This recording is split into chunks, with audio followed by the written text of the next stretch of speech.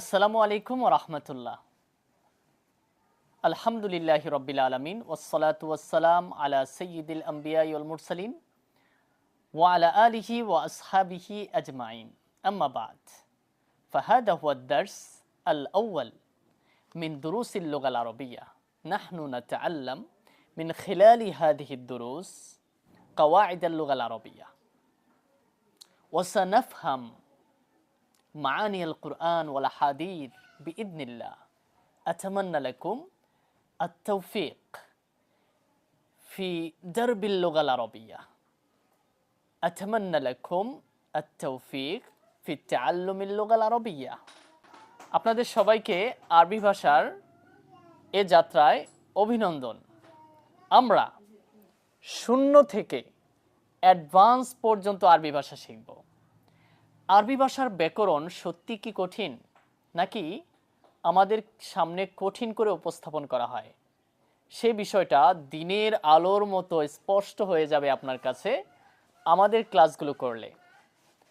আমাদের আজকের গল্প কোনো ক্লাস নয়, ভয় পাওয়ার কোনো কারণ নেই। গল্প, কালিমার গল্প। এই গল্প খুবই ইন্টারেস্টিং। গল্পের মাধ্যমে আমরা আরবি ব্যাকরণকে বুঝে যাব ইনশাআল্লাহ। আরবি ভাষা একটা কালিমা। কালিমাকেই আরবি ভাষা বলা হয়। আচ্ছা, ক্লাসের গভীরে পৌঁছার আগেই একটা কথা বলি, সেটা হলো এই ক্লাসটা কাদের জন্য? যারা অ্যাডভান্স আছেন তাদের জন্য না, যারা শূন্য একদম বেসিক কিচ্ছু জানে না তার জন্য। অ্যাডভান্সের জন্য পরবর্তীতে আমরা ক্লাস দেব ধারাবাহিকভাবে ইনশাআল্লাহ। হ্যাঁ, কালিমার গল্প খুবই মজার গল্প। আরবি ভাষা কালিমা।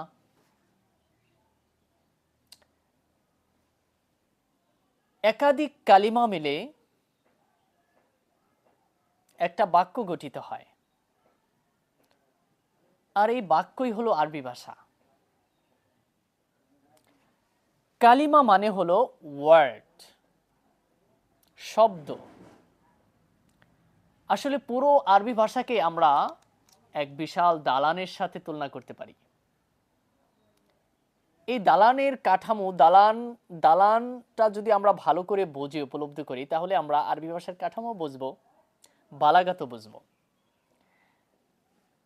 দালান, পুরো দালানকে আমরা বলতেছি আরবি ভাষার মূল কাঠামো। দালান কোত্থেকে শুরু হয়? প্রথমে একটা ইট রাখা হয়, ইট, এরপর আরেকটা ইট, তারপর আরেকটা ইট মিলে ওয়াল বা দেওয়াল হয়। এই দেয়ালকে আমরা বলবো বাক্য। কি বলবো? বাক্য বলবো দেওয়ালকে, কিন্তু পরিপূর্ণ বাক্য না, অসম্পূর্ণ। আচ্ছা, আপনি বলেন, দেয়ালকে কি আমরা ঘর বলতে পারবো? না, আংশিক ঘর, অসম্পূর্ণ ঘর। ঠিক তেমনি ভাবে দেখেন, যখন আমরা দেয়ালকে ছাদ দিব তখন কিন্তু সেটা ঘরে পরিণত হবে, তাই না? আরবি ভাষার ক্ষেত্রে কালিমা হলো ইট।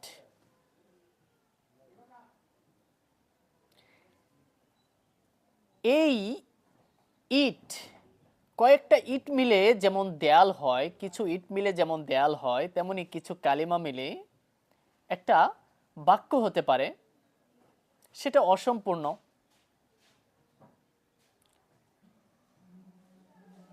যখন একাধিক কালিমা মিলে একটা পরিপূর্ণ অর্থ দিবে, তখন সেটাকে আমরা বলবো একটা পরিপূর্ণ বাক্য, আর সেটাই একটা বড় ঘর বা পরিপূর্ণ ঘরে পরিণত হবে। আশা করি বুঝতে পেরেছেন। তার মানে ঘরের মধ্যে কয়টা ধাপ? 1 ইট, 2 দেওয়াল, 3 ঘর। আরবি ভাষার মধ্যেও 3টা ধাপ, এক কালিমা, দুই অসম্পূর্ণ বাক্য, তিন পরিপূর্ণ বাক্য। আমাদের সর্বপ্রথম কি জানতে হবে আসলে? আমরা যদি নাহউতে দক্ষ হতে চাই তাহলে সবার প্রথম আমাদের জানতে হবে আল হরুফ, আরবি ভাষার হরফ সমূহ। কেন এটা সবার প্রথম জানতে হবে? কারণ এটা খুবই গুরুত্বপূর্ণ এবং এটা খুবই সংক্ষিপ্ত। আরবি ভাষার হরফ মাত্র কয়েকটি, ৮০টি হরফ। এই ৮০টি হরফ যদি আপনি শিখতে পারেন তাহলে আপনার আরবি ভাষার অর্ধেক সমাধান হয়ে যায়। হরফের উপর ডিপেন্ড করে, হরফের উপর নির্ভর করে আরবি ভাষার শব্দের মানে বাক্যের অর্থ। এজন্য হরফটা খুবই গুরুত্বপূর্ণ। এই ঝামেলাটা আমাদের শেষ হয়ে যাবে কয়টি শব্দ মুখস্থ করলে, কয়টি হরফ মুখস্থ করলে? ৮০টি। যাই হোক, সবার আগে আমাদের হরফ শিখতে হবে। যাই হোক, আমি অন্যদিকে চলে যাচ্ছি, মূল আলোচনায় চলে আসি। কালিমার গল্প। এই কালিমা শব্দ, আরবি ভাষায় যত শব্দ আছে সবগুলোকে বলবো আমরা কালিমা। এই কালিমা কে আমরা তিন ভাগে ভাগ করব। মানে আরবি ভাষায় যত শব্দ আছে এই শব্দগুলোকে আমরা তিন ভাগে ভাগ করব। কিছু শব্দ আছে, আপনি কোরআন মাজিদ খুলবেন, আরবি কিতাব খুলবেন, কিছু শব্দ দেখতে পারবেন যে শব্দগুলো নাম বোঝায়, নাউন। তাহলে সেটিকে আমরা বলবো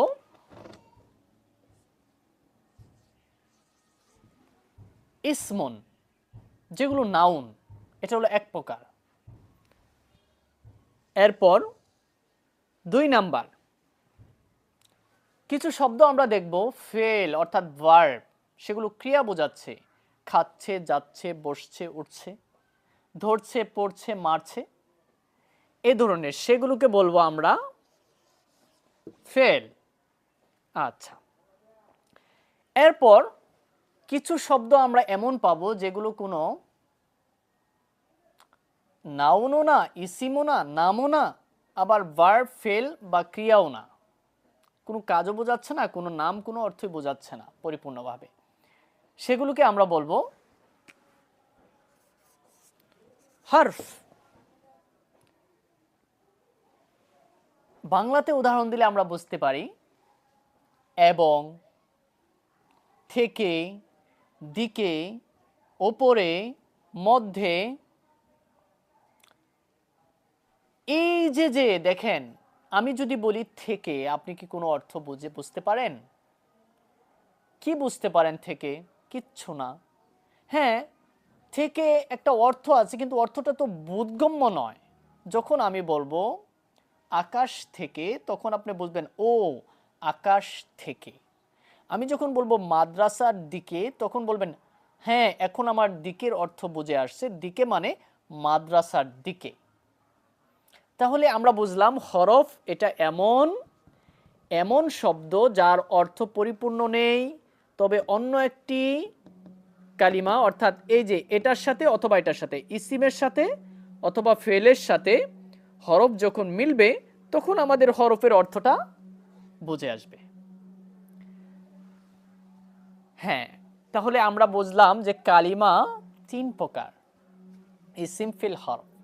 কালিমার পরিবারের সদস্য কয়জন? তিনজন, ইসিম, ফেল, হরফ। এখন আমরা দেখব এদের স্তর, দেখব কে বেশি শক্তিশালী, কার মর্যাদা বেশি। ইসমুন, ইসমুন অর্থ নাম। এটা বলা হয় যে এই সুমুবুন, ভালো করে বুঝেন, এই সুমুবুন থেকে এসেছে। মানে সুমুবুন অর্থ উঁচু, মর্যাদা। আসলে এই ইসমুন শব্দের অর্থ একটা হলো মর্যাদা সম্পন্ন, এ হলো মর্যাদাবান, এটা উঁচু। আচ্ছা, এই ইসমুন কাদেরকে বলা হয় বলেন তো? ইসমুন কাদেরকে বলা হয়?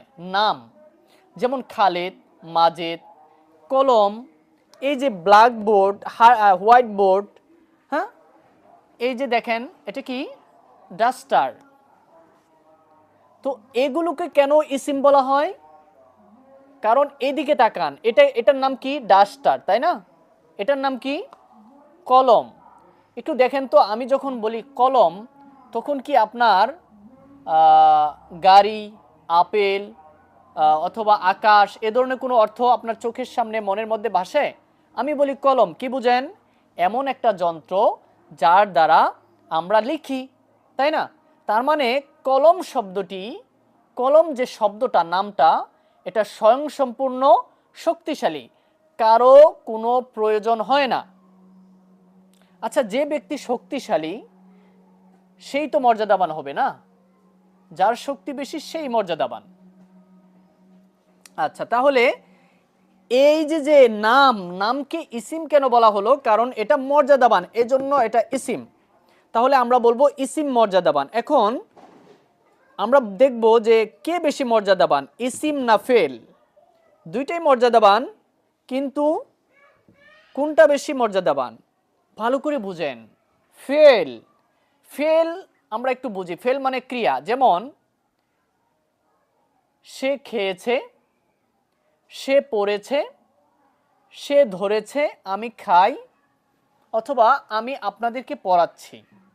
তাহলে এটা হলো এই যে ফেল, কিন্তু এগুলা সব। এখন একটু দেখেন তো, আমি যখন বললাম আনা উদার রিসুকুম, উদার রিসুকুম, আমি আপনাদেরকে পড়াচ্ছি, উদার রিসুকুম, আপনাদেরকে কি পড়াচ্ছি। আচ্ছা, উদার রিসু অর্থ কি বুঝে আসে না? আসে। উদার রিসু মানে আমি পড়াচ্ছি। তাহলে আপনারা বলতে পারেন যে এটাও তো একটা পরিপূর্ণ অর্থ দিচ্ছে, কারো প্রয়োজন হচ্ছে না, আমরা বাহ্যিকভাবে মনে করতেছি যে উদার রিসু মানে আমি পড়াচ্ছি, সুন্দর, পরিপূর্ণ অর্থ। তাহলে এটাও তো মর্যাদাবান, তাই না? কিন্তু এখন কথা হলো, এটা বেশি না এটা বেশি? আমি বলবো ইসিম বেশি মর্যাদা সম্পন্ন, এজন্যই তো এটার নাম ইসিম রাখা হয়েছে। আচ্ছা, ইসিম। আর ফেল, ফেলটাও মর্যাদাবান, কিন্তু ইসিমের থেকে কম, কারণ সে দুর্বল, ইসিমের থেকে দুর্বল। কেন? কারণ ফেলের সবসময় সময়ের প্রয়োজন। আপনার খেয়েছে, খাচ্ছে বর্তমান, খেয়েছে অতীত, খাচ্ছে বর্তমান, খাবে ভবিষ্যৎ। আপনার সময় ফেল থেকে বিচ্ছিন্ন করতে পারবেন না। যদি ফেল থেকে সময় বাদ দেন তাহলে আবার সেটা ইসিম হয়ে যাবে। মনে রাখবেন, আমরা যদি ফেল থেকে সময় বাদ দেই তাহলে সেটা ইসিম হয়ে যাবে। আচ্ছা, ফেল থেকে সময় বাদ দিলে কি হয় আমরা একটু দেখি। যেমন দেখেন, এই দেখেন দরবা, তাই না? দর, আচ্ছা, দরবা অর্থ কি? সে মেরেছে।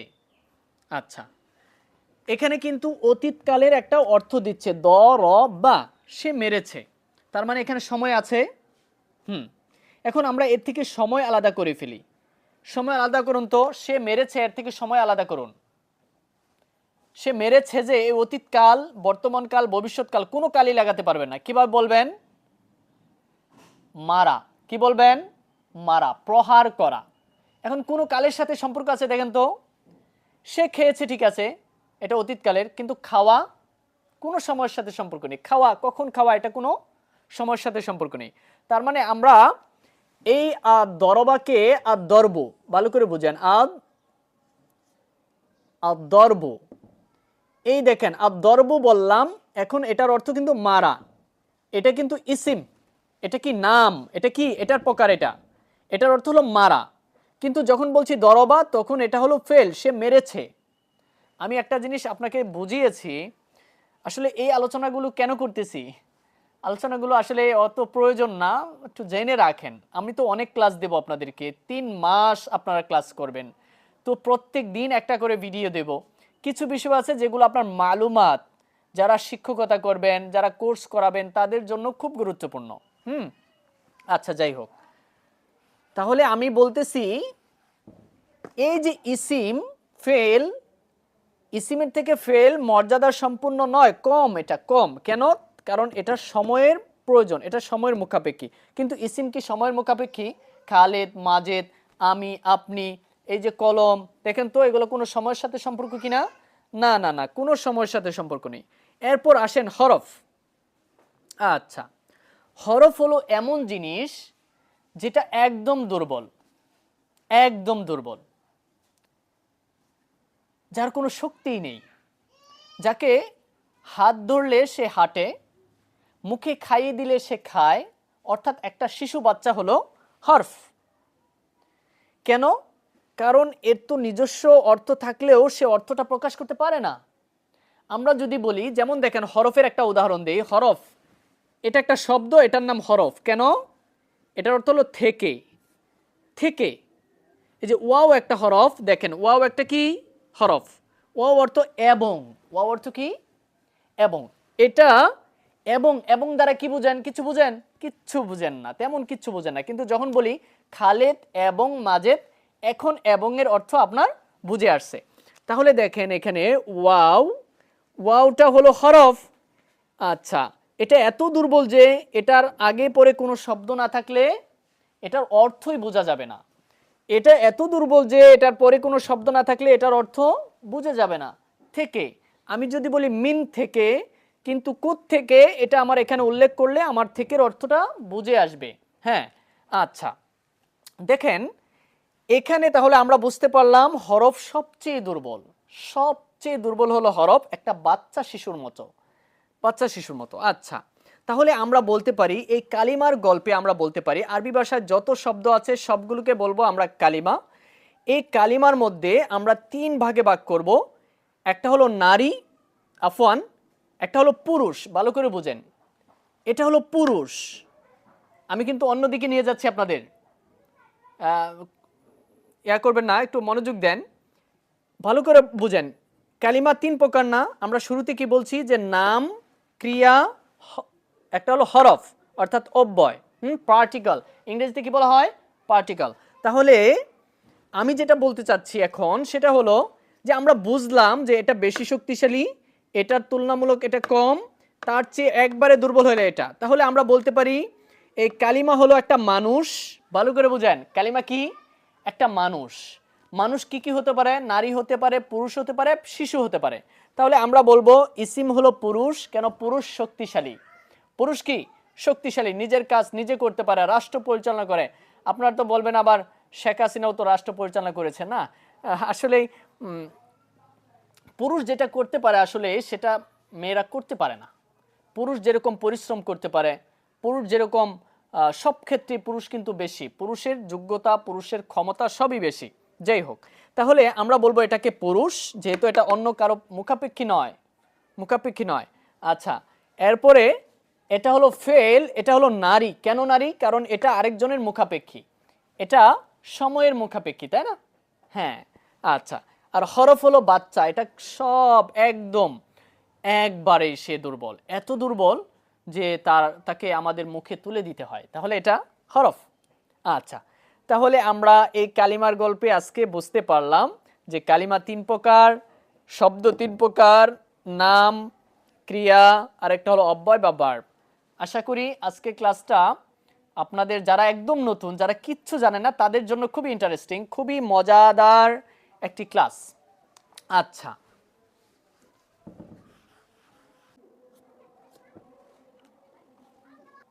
এখন আপনাদেরকে খুবই মুখতাসার, খুবই সংক্ষিপ্ত একটা ধারণা দেই যে আরবি ভাষার ব্যাকরণে আমরা কি শিখব। আল-লুগাল আরবিয়া, আরবি ভাষা দুটি ব্যাকরণের উপর ভর দিয়ে দাঁড়িয়ে আছে। দুটি ব্যাকরণ এর উপর ভর দিয়ে আরবি ভাষা দাঁড়িয়ে আছে। একটি হলো ইলমুন নাহবি আর একটি হলো ইলমুস সরফ। তার মানে আরবি ভাষা ব্যাকরণ যদি আপনি শিখতে চান তাহলে আপনার দুটি জ্ঞান অর্জন করতে হবে, ইলমুন নাহু, ইলমুস সরফ। ইলমুন নাহু কি? ইলমুন নাহু হলো আমরা যে শব্দের শেষে জের জবর পেশ পরিবর্তন করি। কখন একটা শব্দ পড়তেছি আল্লাহা, আবার পড়তেছি আল্লাহি, আবার পড়তেছি আল্লাহু, কখনো পড়তেছি কিতাবান, আবার কখনো কিতাবিন, আবার কখনো কিতাবুন। এই যে যে পড়তেছি, কোন নিয়মে পড়তেছি, এটা শেখাবে আপনাকে ইলমুন নাহু। ইলমুস সরফ কি? ইলমুস সরফ মানে এটা এমন জ্ঞান যে জ্ঞানের মাধ্যমে আপনি শব্দের পরিবর্তন সম্পর্কে জানতে পারবেন। সরফ শব্দের অর্থ হলো ঘুরানো, ফেরানো, একটা জিনিসকে ঘুরানো, ঘুরিয়ে দেওয়া। যেমন এই যে কলমটা আমি এভাবে ধরেছি, আমি যদি এভাবে করে ফেলি তাহলে আমি এটাকে সরফ করলাম। সরফ মানে ঘুরানো, পরিবর্তন করা। ইলমুস সরফ এটা পরিবর্তন করার জ্ঞান। কি পরিবর্তন করার জ্ঞান? কালিমা পরিবর্তন করার জ্ঞান। যেমন উদাহরণ দেখেন, এখানে দেখেন, এই দেখেন দরবা, তাই না? দরবা অর্থ সে মেরেছে। এখান থেকে আমরা শব্দ বের করব, এখান থেকে পরিবর্তন করে, এই শব্দ থেকে আমি পরিবর্তন করে বলতেছি দরেব। অর্থ হলো যে প্রহার করে তাকে বলা হয় দরেব। আমি যদি মারি তাহলে আমি দরেব, আর দরবার সে মেরেছে, তাহলে এখান থেকে কিন্তু এটা বের হলো। এই যে আমরা পরিবর্তন করলাম, এটা কিন্তু সরফে শিখবো আমরা। আশা করি বুঝতে পেরেছেন দুইটার কাজ কি। ইলমুস সরফের কাজ হলো শব্দ নিয়ে, নাহুর কাজ হলো বাক্য নিয়ে। আচ্ছা, এখন আজকে আমি আপনাদেরকে বোঝাবো যে ইলমুন নাহুতে আমরা কিভাবে শিখব, কি শিখবো, আসলে কি শেখার আছে তাতে। খুবই সিম্পল বিষয়, খুবই সহজ। সাহলুন জিদ্দান, লাহিদু মাই, سيكون الدرس ممتعا جدا، لاحظوا معي.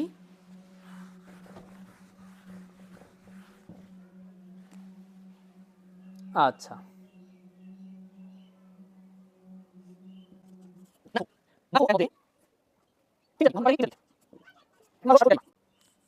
শারহুল কালিমা, কালিমার ব্যাখ্যা, অর্থাৎ কালিমার সম্পর্কে আপনার ভালো করে জানতে হবে। আপনি যত বেশি কালিমা সম্পর্কে ভালো করে জানবেন, তত আপনার ইবারত শুদ্ধ হবে এবং আপনি তত আরবি ভাষায় পারদর্শী হবেন। 2 নাম্বার কাজ আপনার আমিল। আল আমিল, আমিল মানে কি? এই যে আমরা জের জবর দেই শব্দের শেষে, জের জবর পেশ দেই, এগুলো আসলেই আমেলের কারণে হয়। এই আমেলই কখনো তার পরের শব্দকে জের দিচ্ছে, আবার কখনো জবর দিচ্ছে, আবার কখনো জের দিচ্ছে। তার মানে এই আমেলটাই 3 প্রকার।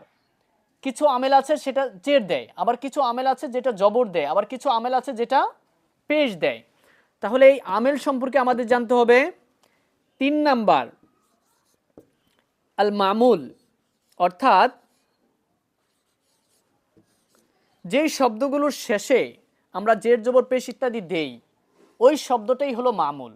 যেই শব্দগুলোর শেষে আমরা জের জবর পেশ ইত্যাদি দেই, সেগুলো হলো মামুল। অর্থাৎ আমেল যার উপর প্রভাব ফেলবে, আমেল যাকে জের দিবে সে মামুল, আমেল যাকে জবর দিবে সে মামুল, আমেল যাকে জের পেশ দিবে সে মামুল। তাহলে এই মামুলও 3 প্রকার, আমেলও 3 প্রকার, মামুলও 3 প্রকার। আমেল জের জবর পেশ দেনেওয়ালা আছে, মামুলও জের জবর পেশ নিতে নেয় আর কি, ও নেনেওয়ালা যেটাকে বলে। আচ্ছা, যাই হোক, যে শারহুল কালিমা আমাদের নাহুর বিষয় কি? খুবই সিম্পল, এত কঠিন না। আমি আপনাদেরকে বলেছি না 1 মাসের মধ্যে পুরো নাহু শেখাবো। দেখেন, শারহুল কালিমা অর্থাৎ কালিমার সম্পর্কে আমাদের জানতে হবে, যেটা আমি একটু আগে শিখালাম, একটু আগে বিস্তারিত বলছি যে কালিমার সম্পর্কে। এভাবে আর কিছু ক্লাস করাবো আমি, তাহলে আপনি কালিমার সম্পর্কে স্পষ্ট ধারণা পাবেন। আচ্ছা, এরপরে আমেল।